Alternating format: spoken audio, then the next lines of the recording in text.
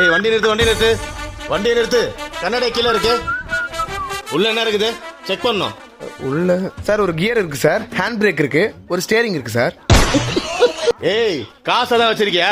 ஏன் இந்த மாசம் உங்களுக்கு சம்பளம் போடலையா? எது என்ன கொழுப்பா? போல வண்டி விட்டு கீழே இறங்க நீ. ஐயோ சார் கொழுப்புலாம் இல்ல, அது லைட்டா பெல்லி ஃபேட் தான். உங்களை மாதிரி ஒரு மாசம் ஜிம்முக்கு போனா குறைஞ்சிரும். வந்தது பாக்குற போலீஸ் கிட்டே நக்கலா பேசிட்டு இருக்க.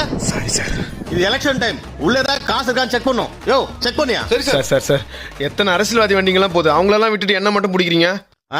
எல்லாரும் நீ ஒன்னாடா? அதானே பார்த்தேன். என்னைக்கு நீங்கெல்லாம் அரசியல்வாதியையும் பொதுமக்களையும் ஒரே மாதிரி ட்ரீட் பண்றீங்களோ அன்னைக்கு தான் நாடு உருப்படும். எடு லைசன்ஸ் எடு. வண்டிக்கு புக் இருக்கா? சார் நான்லாம் ஸ்கூல் படிக்கும் போதே பேக்ல புக் எடுத்துன்னு போனதில்ல சார். ஏன்?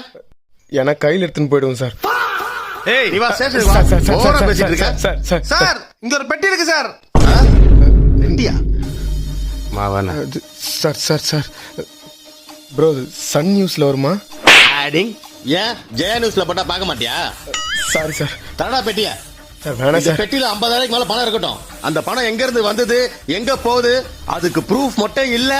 அவனை இன்கம் டாக்ஸ்ல கொடுத்து உன என்ன பண்றன்னு மட்டும் பாரு நீ. யோ ஜூம் பண்ணியாத. 3x தான் சார் இருக்கு. முதல்ல பெட்டியை தர. சார் இந்த டைம்ல ஒரு அரசியல்வாதியோட வண்டியில இருக்க பெட்டியை செக் பண்ணீங்கன்னா அவங்க பெட்டியில பணம் இருக்கும் சார். ஆனா எங்களை மாதிரி வாங்கின வண்டிக்கு மாசம் இஎம்ஐ கட்டுறதுக்கே கஷ்டப்பட்டு இருக்கவங்களுடைய வண்டியில இருக்க பெட்டியை செக் பண்ணீங்கன்னா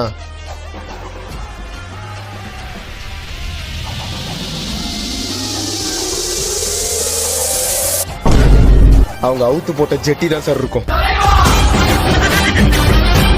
நல்லா ஜூம் பண்ணுங்க, ஓட்ட தெரியும்.